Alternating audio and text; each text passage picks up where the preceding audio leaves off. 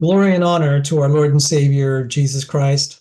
I'm Salvador Cordova, and I have defended the Christian faith as the one true faith over the last 2 decades, both as a volunteer and as a paid professional. In an era when the Christian faith has been disregarded by many as nothing more than fables, somewhat like the Greek mythologies of the past, here in the 21st century, there is more evidence and more reasons for believing in the Christian faith as the one true faith and as the one true religion. There's more evidence and reasons for believing in the Christian faith than at any other time in history, except maybe the era of the apostles. It says in Proverbs 25:2, it is the glory of God to conceal a matter, it is the glory of kings to search out a matter. It is the glory of God to conceal a matter. It is the glory of kings to search out a matter. That means God will hide some things, and it is for us to discover.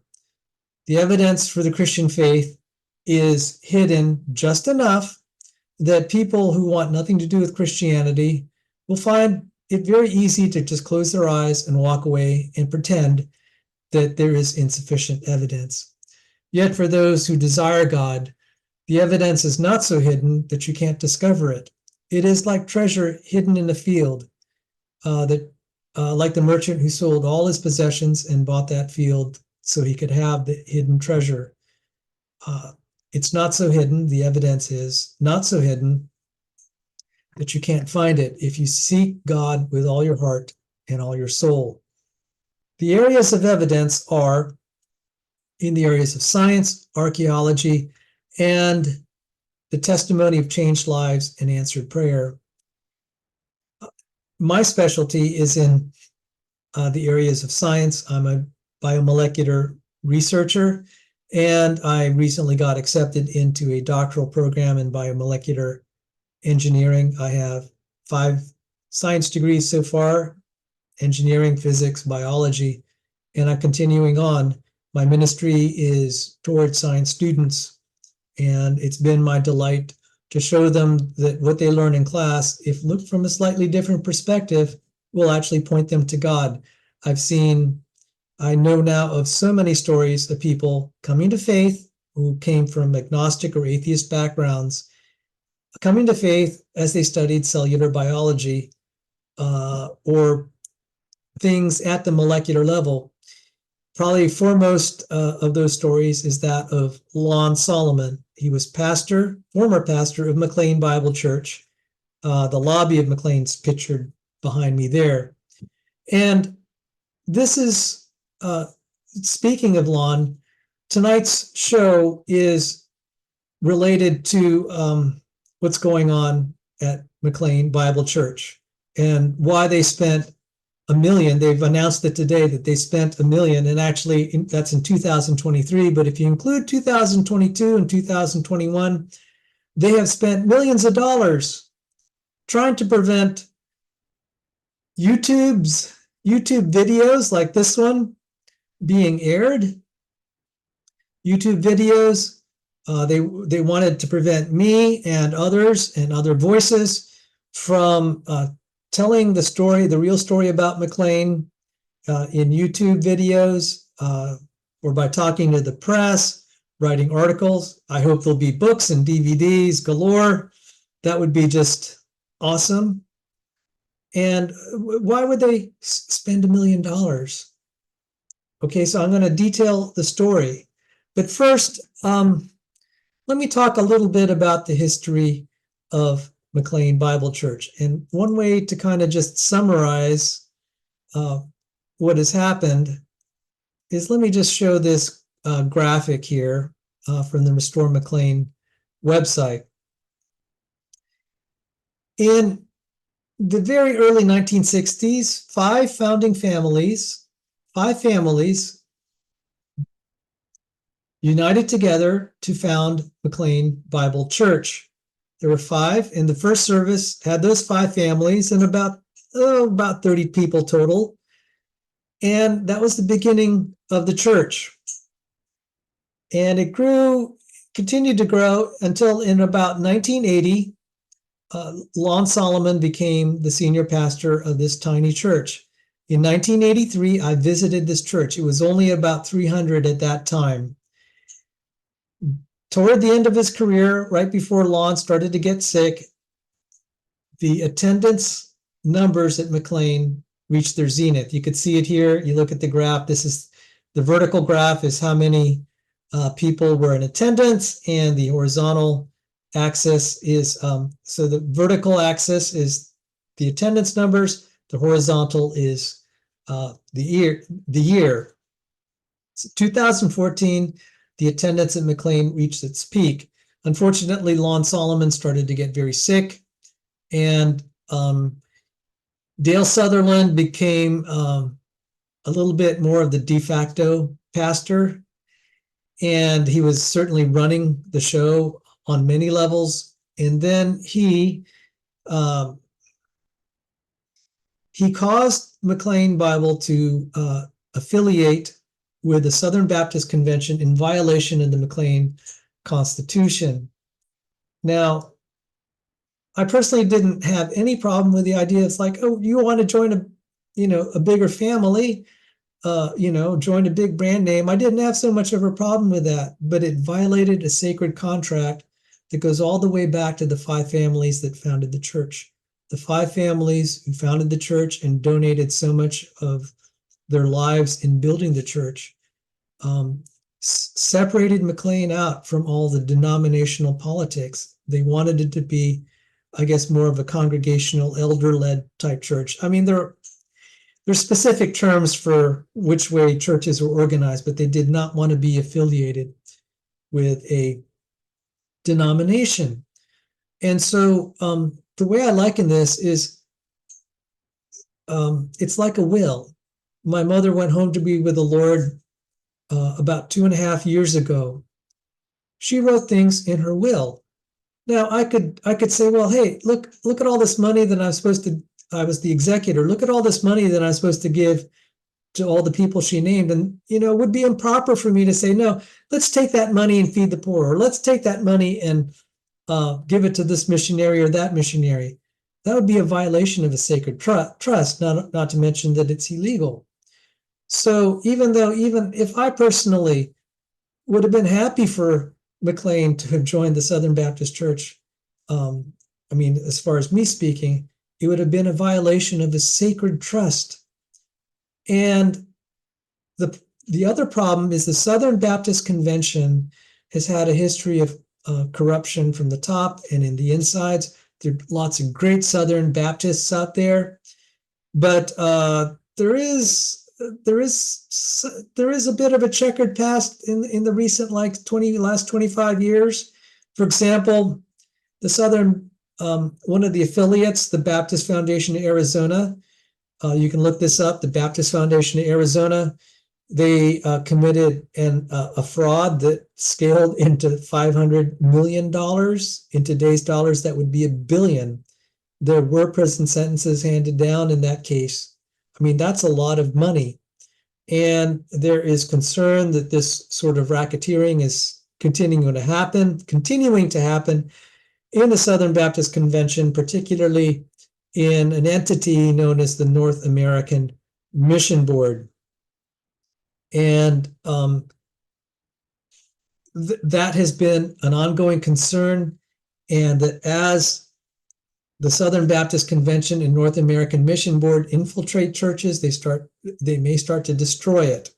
So let me go back to this graphic here.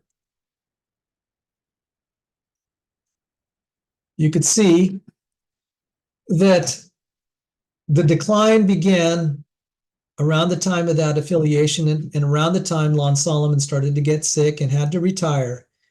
Then David Platt succeeded him, and man, oh man, the church really declined after he took over. Now, a couple of years ago, when I made this graph, people were saying, well, that's the coronavirus, and that had a lot to do with it.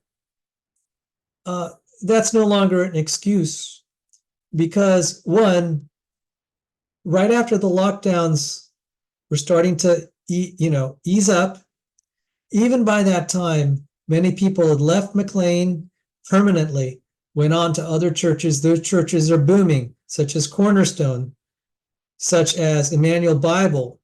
And there are other churches too that just have kind of McLean exiles there, or immigrants, just blessing those congregations and making those congregations grow. The reasons that they left after the lockdown, a lot had to do with Mike Kelsey, and I'll tell that story in a little bit, and David Platt.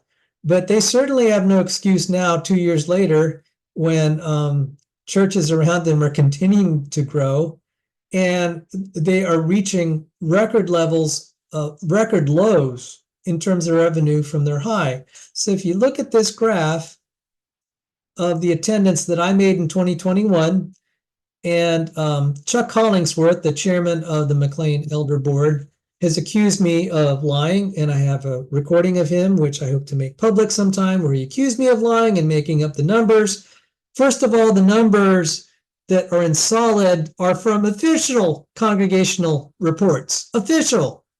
You can't accuse me of making that up unless he's going to accuse his own staff of making up those numbers.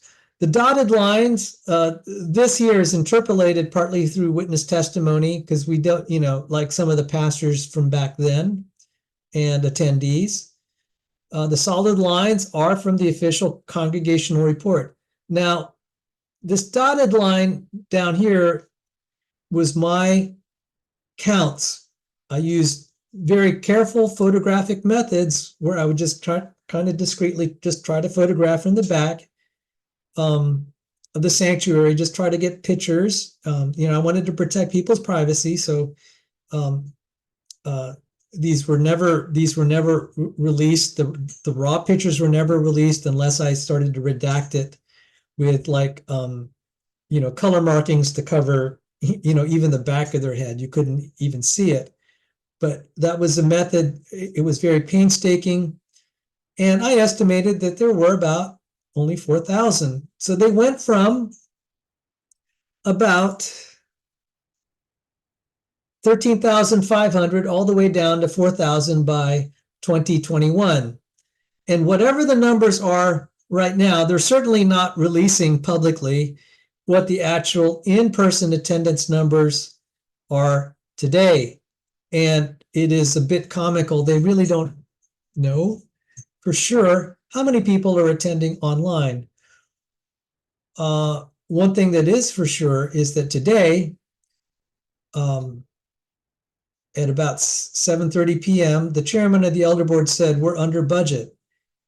I mean, we're not under budget. We're under our projected totals for donations.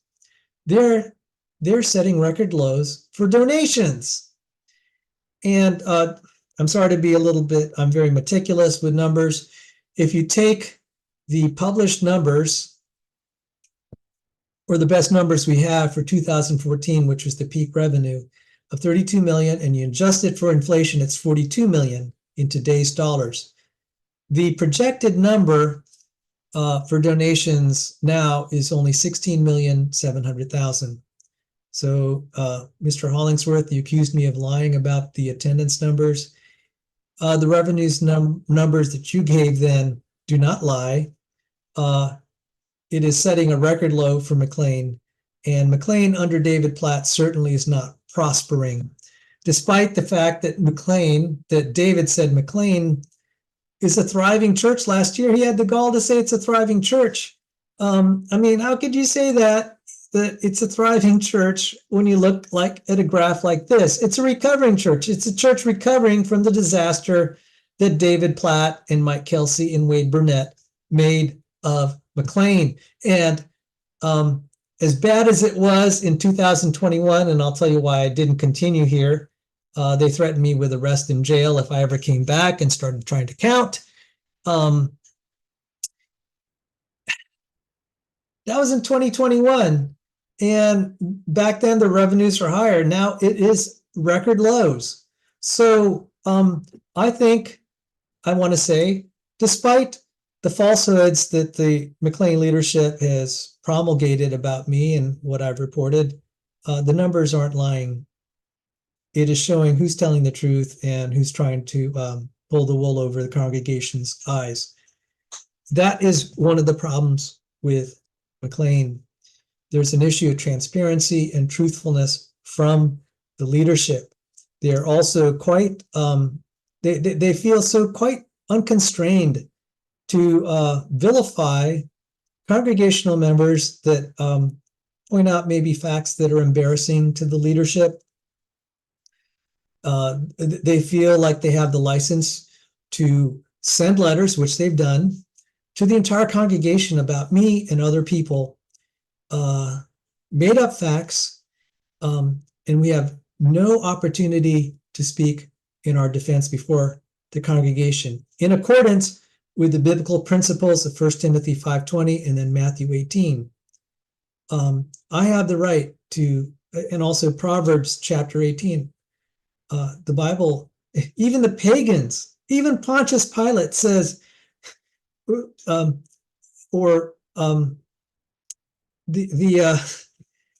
you look at the book of Acts, where someone accused has the right to face his accusers face to face. I've not been given that opportunity. Even the pagans have better decency than what's going on in McLean, where you get this one-sided narrative and the other viewpoints are totally suppressed. And it's especially bad when the facts do come out that you could see the leadership was not telling the truth or the whole truth. In addition to me being threatened with arrest and jail, 10 weeks after they pulled me out of a worship service using armed security, they threatened not only someone with arrest, they threatened a young Christian wife, mother, and missionary. And her name is in the legal documents now. It is her first name is Laura. You can look up if you really are curious what her last name is.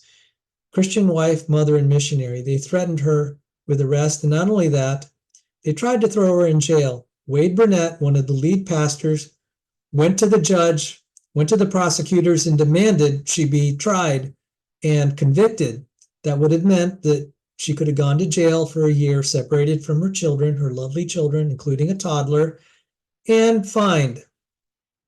On what grounds? And the judge threw out the case. It's like, there's no case. She's done no wrong. I mean, anyone could have told you that, but she had to suffer having to pay legal fees in her defense. Is that appropriate for a Christian church? What was her crime? I'll tell you what I think her quote unquote crime was. She caught David Platt not telling the truth from the pulpit. He was saying we're not members of the Southern Baptist Convention. And, being a member entails financial obligations. And there could have been lots of money, perhaps in the millions. We do know we have a signed affidavit by the former treasurer. He said, somewhere in the ballpark of 500,000. The figure is probably 375,000 that is he was willing to disclose. There could have been more. And there's going to be, as we cycle through the legal documents that we're anticipating to be released, we might get even a better handle on the figures.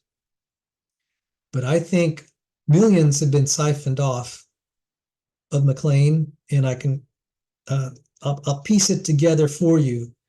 But see this, it's this affiliation with a corrupt entity and some of the self-dealing that has turned off a lot of people. And as they've tried to police it, they get letters saying, I think you need to come into our office and, consider yourself under church discipline for merely asking questions about the finances. It says in the church constitution that the financial records, the money coming in and the money going out, the books shall be available for inspection and auditing. They were never made available for inspection and auditing in a way sufficient to answer the questions They'd allow me in the office, but then they'd give you the runaround. They wouldn't really let us bring in our forensic auditors and give the books a careful look through. And so let me see, let me get back on topic here. Let me look at what I had on my docket. So what is this about McLean spending $1 million at least, and it may be far more over the years, to prevent me and other voices from reaching out to the press, from making YouTube videos, to talking to newspaper reporters, magazine writers, people wanting to make DVDs and books about how not to run a church. Who knows?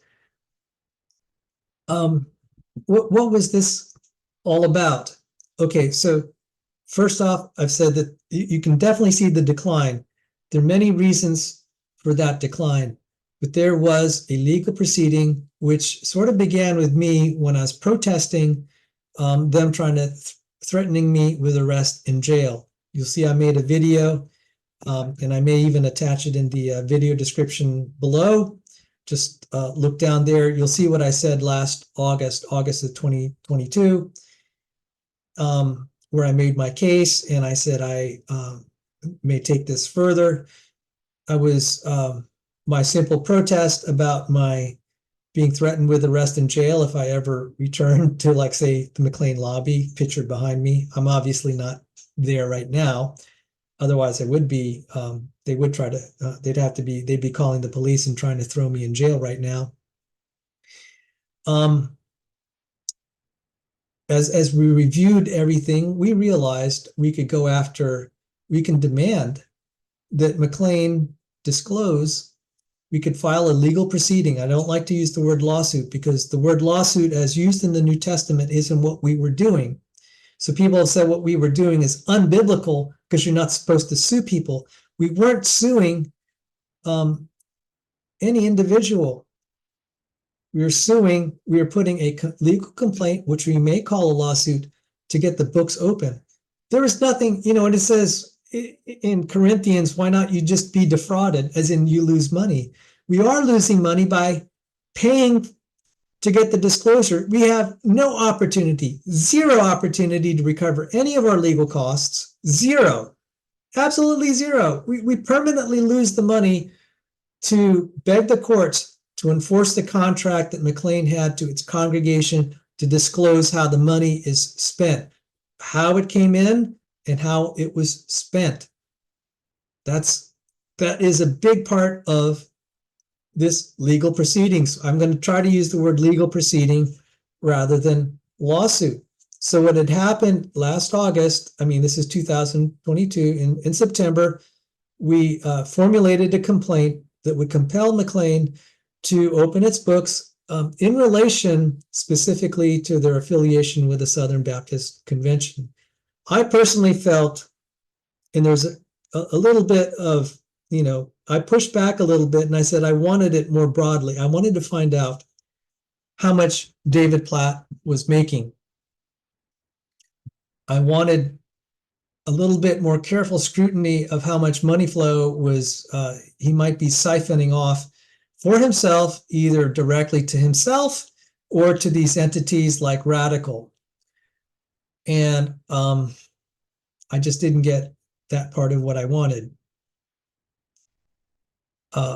It was felt that let's just try to narrow it to the affiliation of the Southern Baptist Convention. And I was thinking this could be pittance to what was really being siphoned out of McLean. But we had to start somewhere. And boy, the other side fought tooth and nail to make sure that the trial that we had demanded, that we had sought, would not transpire. We had won six victories in all these pretrial motions that were being thrown at us by the opposing attorney, Holland and Knight. Brandon Elledge of Holland and Knight. By the way, he's a brilliant attorney. And I personally like the guy despite the fact that he was the opposing attorney opposing us. And he was fighting on behalf of McLean Bible. I felt that he gave a very spirited defense. He fought and advocated for his client vigorously. I mean, it was admirable how hard he fought for someone that had recruited him to fight. I mean, wow. And he did it. I think he did a brilliant job with the hand he was dealt, but he lost. Our attorney, Chap Peterson, who is a sitting state senator in Virginia and is also a law professor, was on our side. He was the attorney representing us. He did a brilliant job. So we won 6 pretrial motions in a row. We didn't lose a single one. And it looked like it was going to go to trial. But in the process of us on the journey to going to the trial, McLean handed over a lot of documents, and they allowed limited depositions. I personally wanted David Platt on the witness stand and deposed.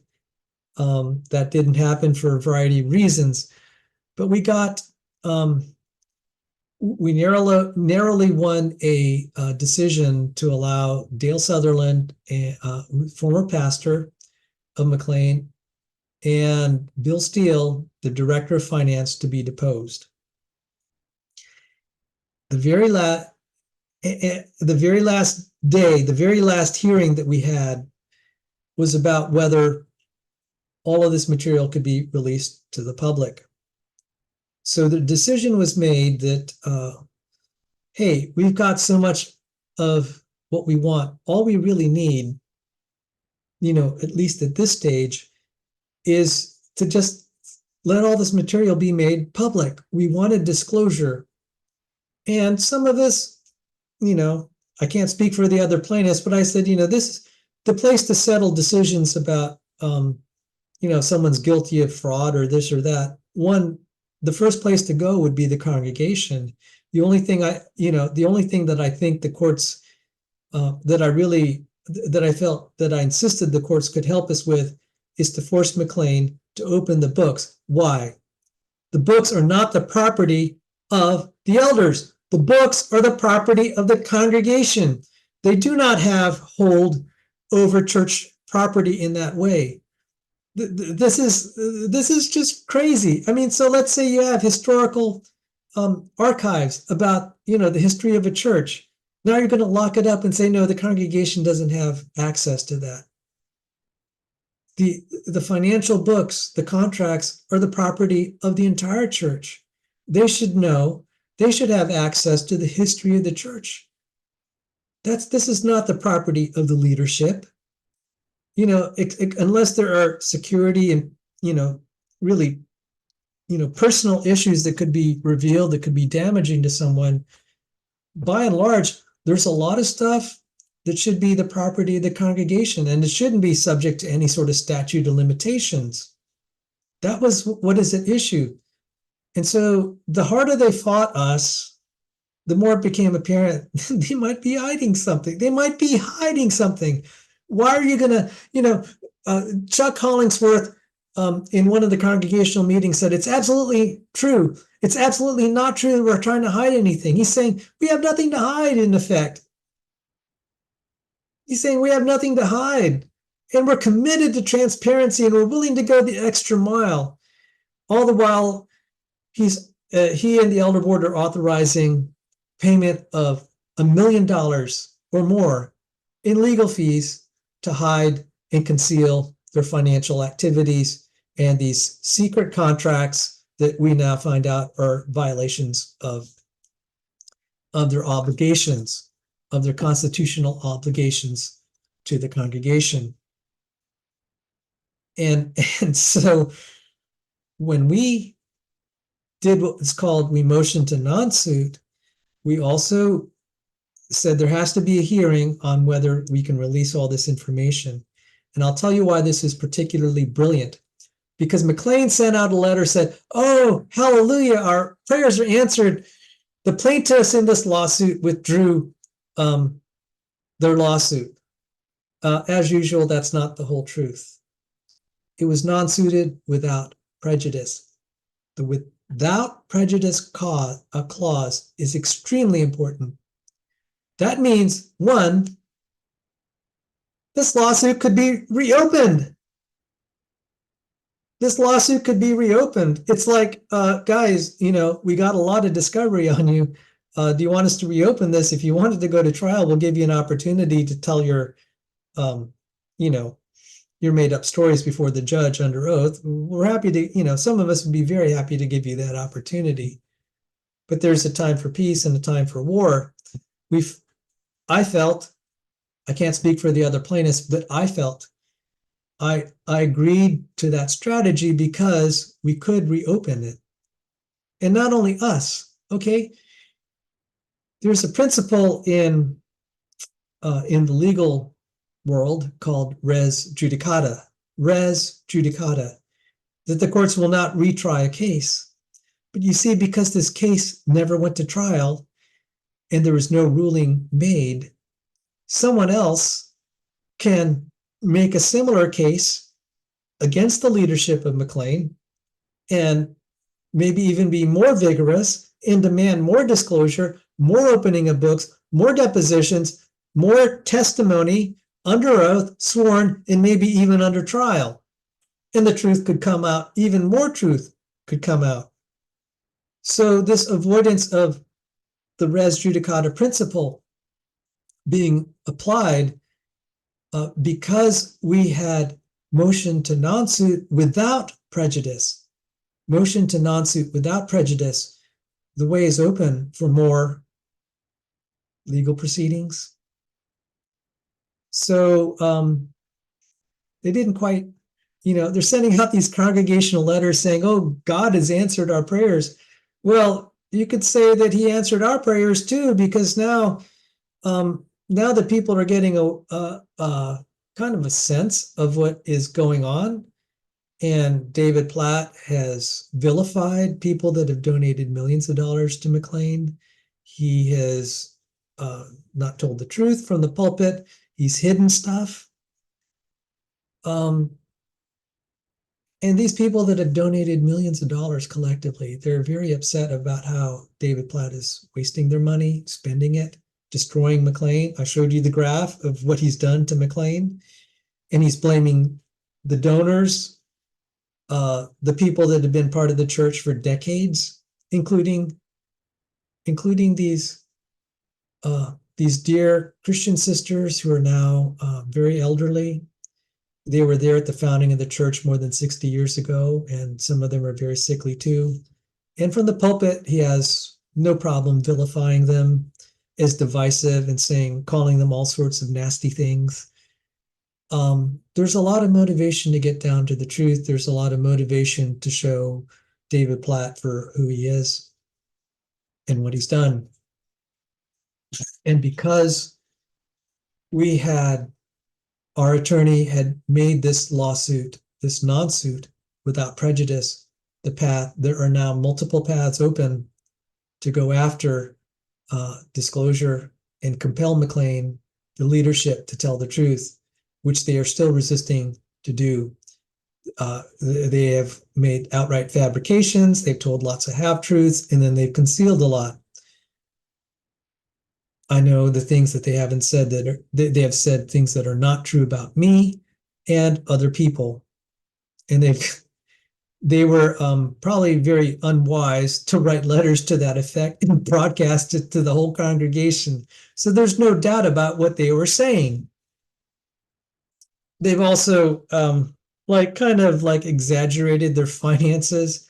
There's like the January 7th, 2021 letter where they talked about all the millions that, the generosity and how they gave $6 million worth of food out because of the generosity of us. And that's not exactly true. It was a gift from the United States Department of Agriculture. And even then, they let millions of dollars of food just sit out there rotting in the McLean parking lots.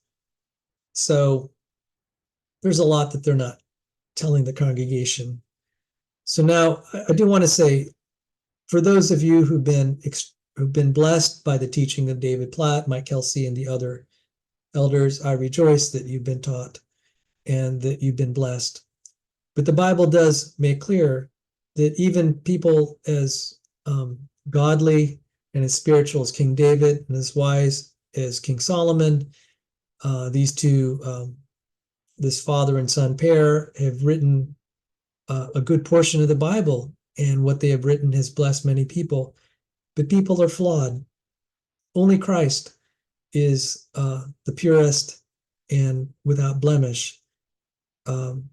Humans, even Moses, have had their failings, and some people who started out really well have had some terrible failings. You just read the book of Kings and Samuel and Chronicles, you'll just see a king who looks so promising and good, but then would just really find a way to totally mess up toward the end of his life. And so it's entirely possible that these, it's not for me to judge ultimately whether they're Christians or not. That's not, that's not my jurisdiction. That's God's jurisdiction.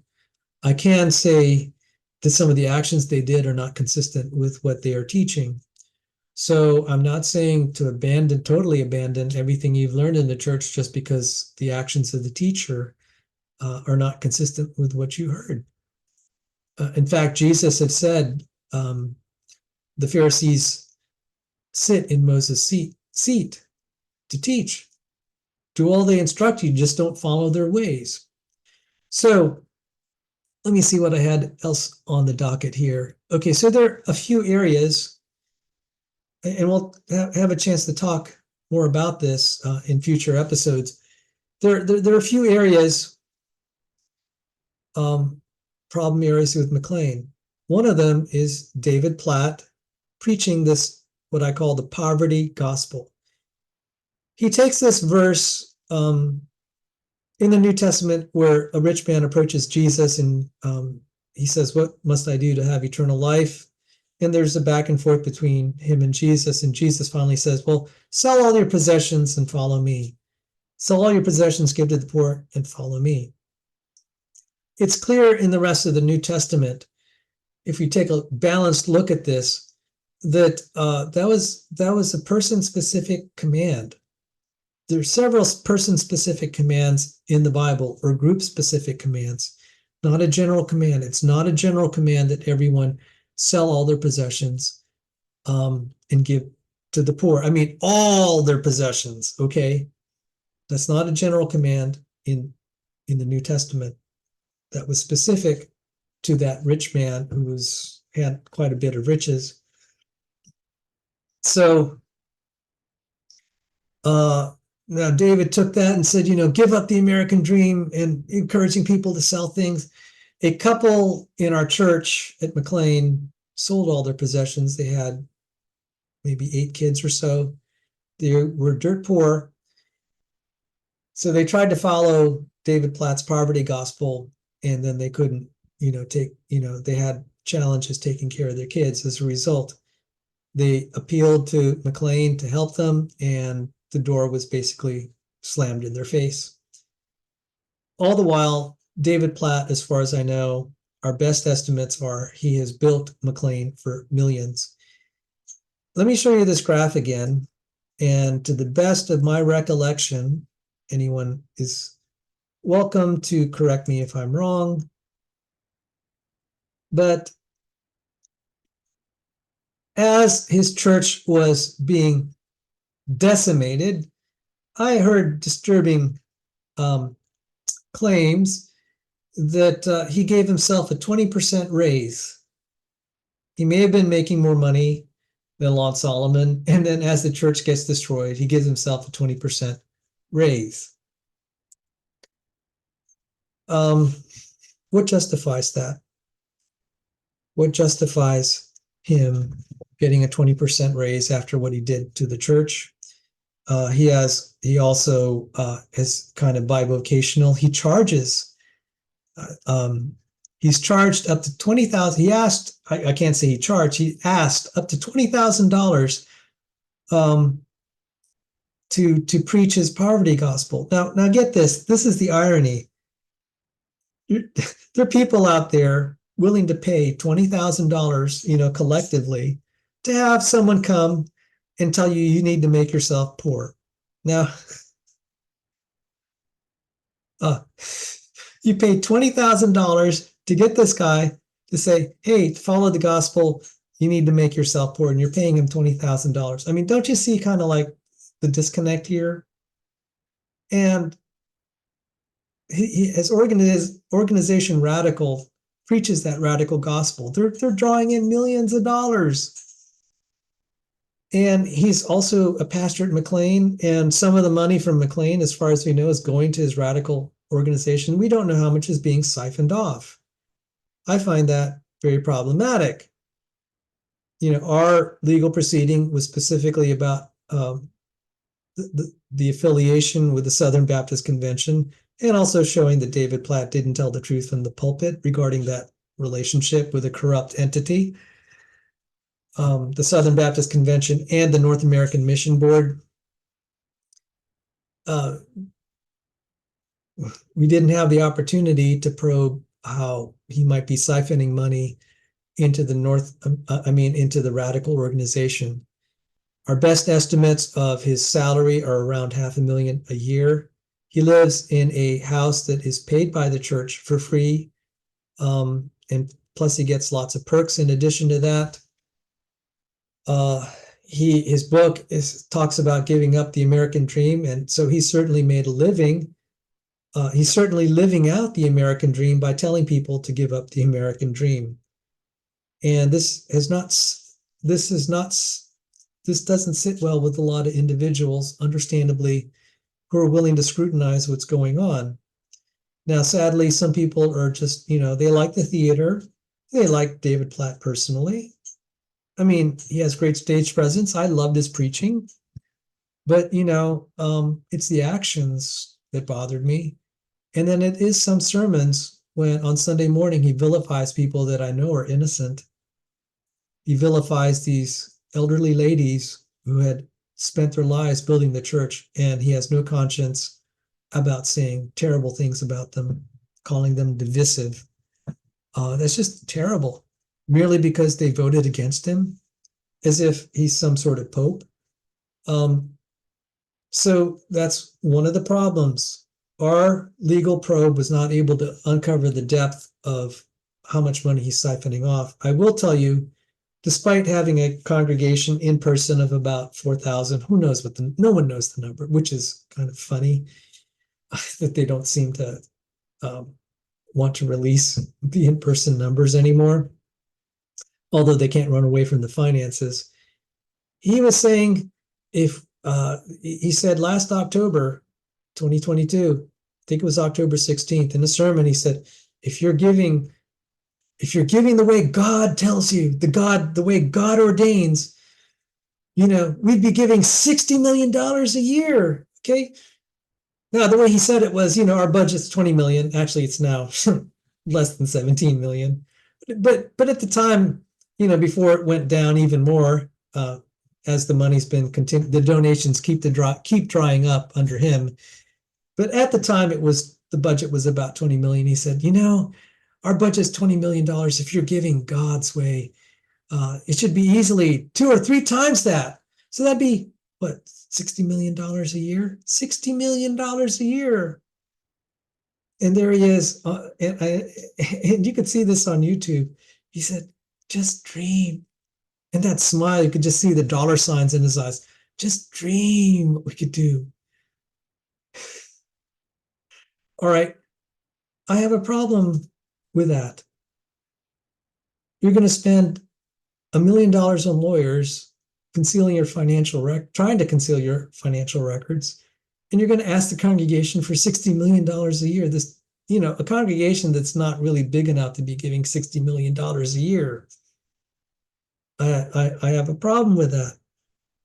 And thank God our legal proceeding had begun to crack open the door of what's really going on. And it's only a little crack. there could be way more discovery, and I don't know where that's going to head. I'm not, I'm not even trying to think about whether I'm going to ever be involved in another legal proceeding, but there's certainly people, not that I'm privy to anything, but I'm certainly, I can sense the sentiment there. There are people that really want to know the facts. And I don't know if David Platt has stepped on enough toes that there might be another faction that says, look, we've had enough of having donated millions of dollars to this church, and then now you're vilifying us and you're misusing the money. I think that, there could be a sentiment that they've been irked enough that they might actually take action. So at least I feel that our legal team and our group of plaintiffs did at the very least something that would not impede any other legal actions that are out there. So I think I've at least made the case that there's something to look at. Now, so there's David Platt and my concern that he's siphoning off money, that he's preaching the poverty gospel, but he's living the prosperity gospel. Oh my goodness, he's living up the prosperity gospel, preaching the poverty gospel. When I Googled pastor hypocrite, I was just randomly one day, I wanted to show a picture of a pastor and hypocrite. It was really funny. One of the first Google hits was with David Platt. Okay, so next, Mike Kelsey. Let's look again at this graph. What might have really precipitated this rapid decline? I don't really think it was any of this SBC affiliation. It was Mike's obvious contempt for white people. He's an African American, and he has obvious contempt for white people.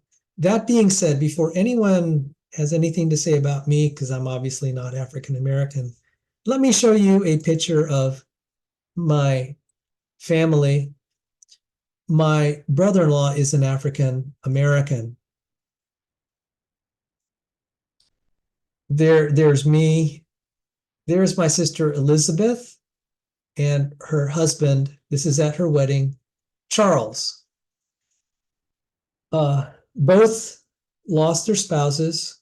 They're both widowed, and so they married late in life, and each of them have respective families. So Charles has 8 children, and my sister has 2. This sister, Veronica, her husband isn't pictured because he was ill, but he's Scandinavian American. So we have one sister's married to an African American, another sister married to a Scandinavian American. My cousin is half Chinese. I have another aunt who's married to an Iranian. So a lot of races are represented, a lot of ethnicities, I think that's the better term, are represented in my family, including African Americans. And Mike Kelsey made this big deal saying, you need, the African Americans aren't welcome, they don't feel necessarily welcome in homes. Okay, I could at least speak for my family. In big gatherings like in the holidays, because they're my relatives, I spend Thanksgiving with African Americans because they are my relatives by marriage. Now, that being said, in July of 2021, when McLean was rushing through a set of elections, it came to my attention that Mike Kelsey said some pretty bad things that were contemptuous of white people. And I released a video where I caught him saying, quote, "It's difficult for me not to torch all white people, particularly white evangelicals and Christians," end quote. Let me repeat it again. He said, quote, "It's difficult for me not to torch all white people, particularly white evangelicals and Christians," end quote. Now, Mike Kelsey's mother, several months later, confronted me and said, "Oh, we're praying for you, Sal, but you shouldn't have done that." Mike didn't mean torches and literally put people on fire. And that's not the point of why I showed it.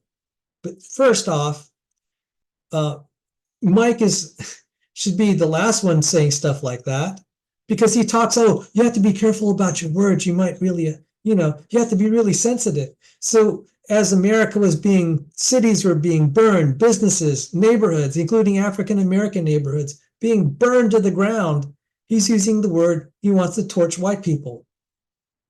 So Mrs. Kelsey said, he meant, give them peace of your mind or whatever. And I'm like, okay, the point is, so Mike perceives, let's even hypothetically say actually witnessed a white police officer being racist and assaulting a black man because the white police officer is racist and he's assaulting a black man. That doesn't give Mike license to start looking at any random white person and want to torch them because of the actions of another individual. That makes no sense.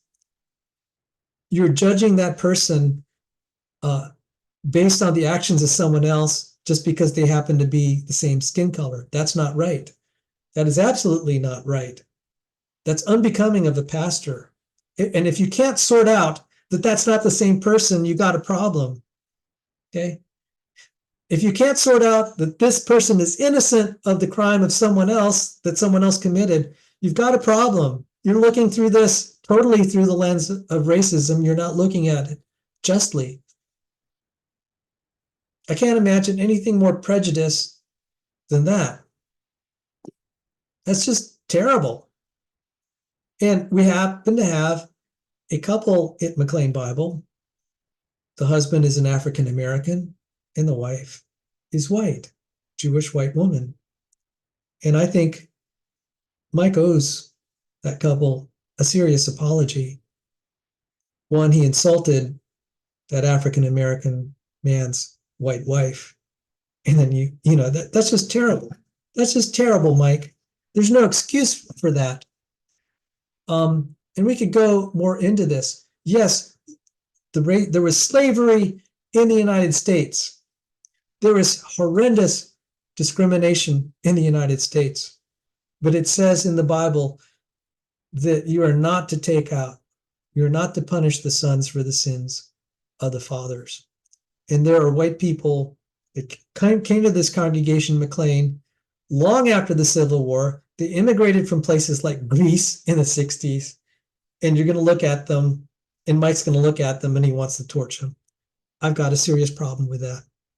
And so did about 10,000 people in McLean. They sensed that level of contempt coming from this senior pastor, Pastor Kelsey, that's now the senior pastor, and they just decided to leave. They got tired of being lectured to about their guilt and their lack of doing this or that. I mean, how is inviting more African Americans into your home for Thanksgiving or whatever going to solve the problem of a cop that may or may not be racist? I can't imagine that when I spend it with my relatives who are African American, that's going to somehow, make some police officer in another town start behaving better. But it gets worse than that, Mike. There is inequality among the ethnicities in America. That's undeniable. Part of it may be, sadly, the cycle of poverty, which may indeed trace back to, both the slavery and discrimination. But there's still a severe problem here, because why is it that one of the most successful demographic groups are Nigerians from Africa? That is, they're Nigerians that came here relatively recently, and now they're prospering. So whatever level of racism there is in the United States, it's certainly not hindering the Nigerians from prospering in the United States. I'll tell you what probably is a pretty good clue. In Nigeria, the divorce rate in Nigeria is less than 1%. That cultural mindset has been somewhat imported when the Nigerians from Africa come here. Sadly, that value system is being corrupted now that they're in the United States. But they have a very low divorce rate relative to the African Americans that are indigenous to the United States at this point. And the Nigerians are one of the most educated demographic groups in the United States. They have a low divorce rate. Do you know who the most successful demographic group is? It's the Indians, the Asian Indians from the country India. They have the lowest divorce rate, highest marital persistent rate. They have the highest income per capita. And a lot of economists and social scientists have observed, when your dad's missing, that really hurts the family. That hurts the development of the child. That hurts his training and his, so many other things. And, the African American community in the United States has the highest level of single mom families. I don't know how to fix it. I don't know how to encourage communities to fix that problem. But the Bible teaches, husbands, love your wives as Christ loved the church and gave his own life for her.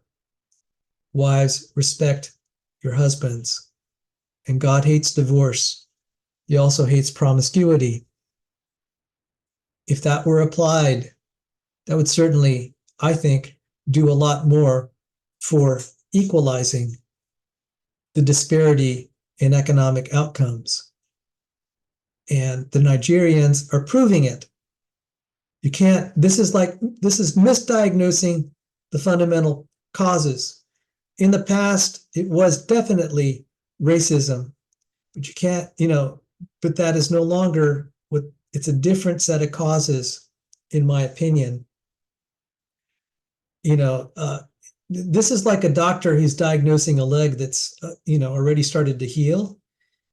And then the person gets all these other diseases like cancer. And the doctor's still saying, oh, we got to keep curing, this leg at all costs. And it's already healing or mostly healed, but there are these other problems.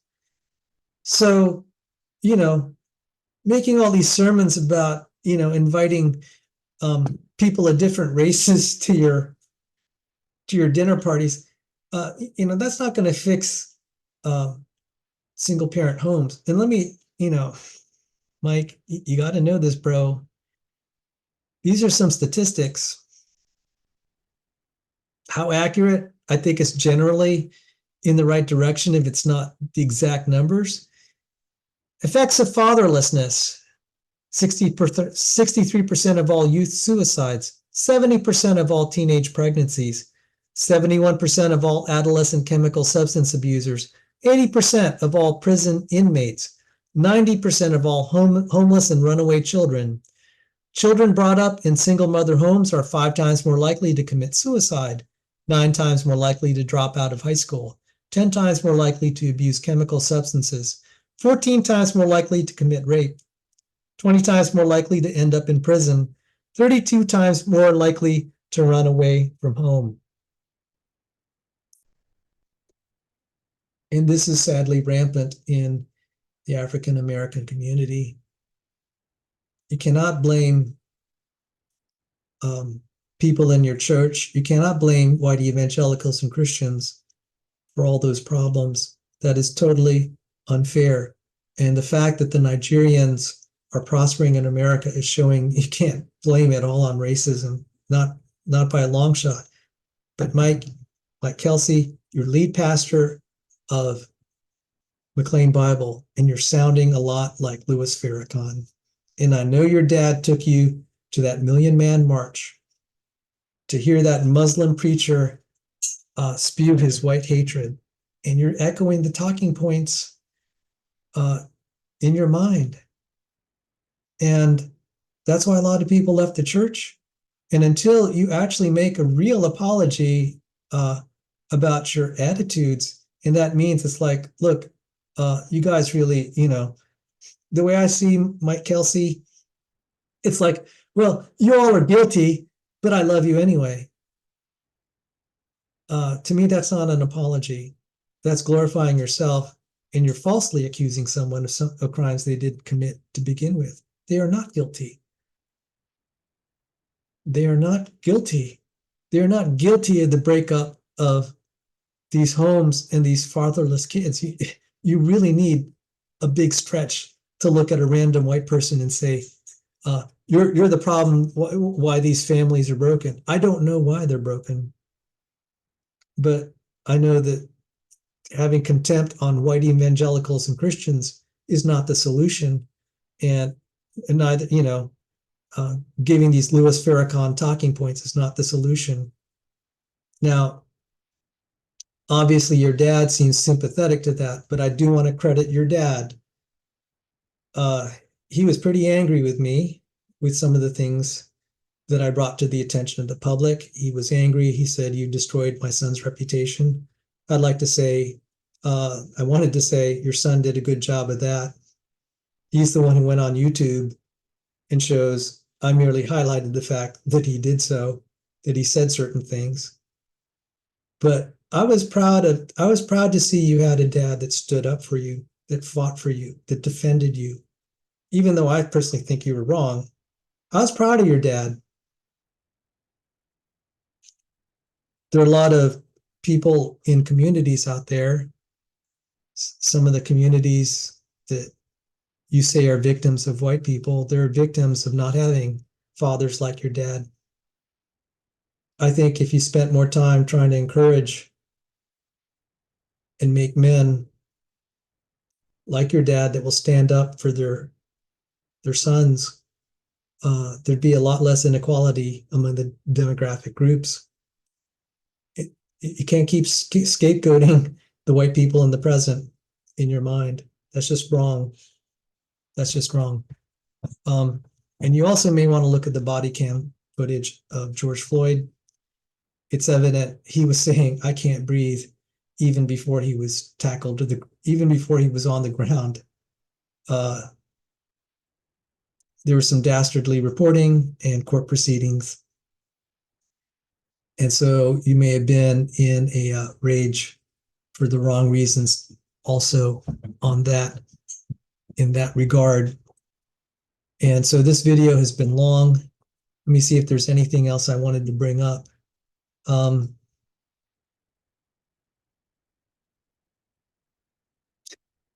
be more talks about this. I haven't gone into all the corruption that's going on in the North American Mission Board and this whole nonsense about the way church planting is done. There's corruption and tremendous inefficiency in the way it's done. It's very wasteful. And there are probably some unsavory practices there that are done in the name of the gospel that are really meant to give people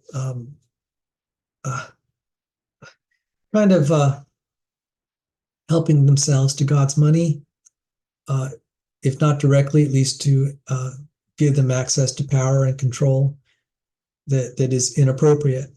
So I'm sorry to have ranted here. This was a very impromptu talk, but I wanted to come forward and kind of set some things straight. I will be moving many of these talks over to the Investigate MBC YouTube channel, but for the viewers of the Evidence and Reasons channel, I wanted to fill them in on what's going on. And because McLean lost the final of 7 rounds in court, as they tried to prevent me and others from releasing the documents that were discovered and the investigations have revealed, as the judge ruled in our favor to prevent making all of those documents and testimonies confidential, we won. We can now bring it forward to the public. Our attorney, Chap Peterson, is working feverishly to finalize the release of those documents, just so that we don't get in trouble. There are a few things that are made confidential that are not of much consequence, but we still have to be careful and honor the judge's ruling. But there'll be a lot coming out.